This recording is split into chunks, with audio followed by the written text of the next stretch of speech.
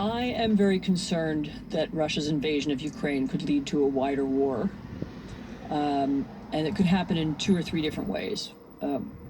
One is that if this war goes on longer, if it goes on for a long time, then the Ukrainian resistance will need to get weapons from Poland, from Romania, from across the border.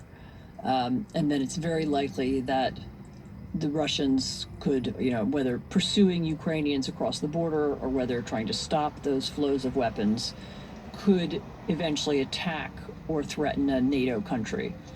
And that would then require a NATO response, including an American response. The second thing I'm afraid of, and this I'm a little reluctant to speak about it because it's very frightening, and it might, I don't have any evidence for whether it's real or not. But there is a fear that because Putin thought he was going to win very quickly, he believed his own propaganda, essentially. He believed that Ukraine was not a real country and that they wouldn't fight. And he expected to be, in Kiev and in control of the country within 48 hours. And that's how his invasion was set up. That didn't happen. It's not going to happen. Instead, what's happening now is they're now beginning to ramp up the level of random violence. So they're now shelling civilian, residential areas in Ukrainian cities, which I don't think was part of the original plan, but it's there now because they don't seem to have any other ideas. And there is some fear that he would become very frustrated and he would use a nuclear weapon somehow.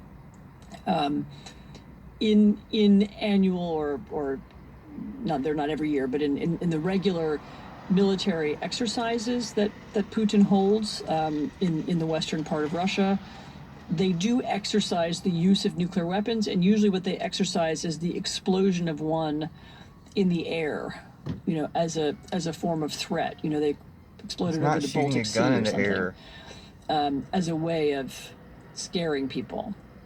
And there is some fear that he will do that. Maybe should have stopped this guy a long time ago. If he feels he's losing the war and there's no other option.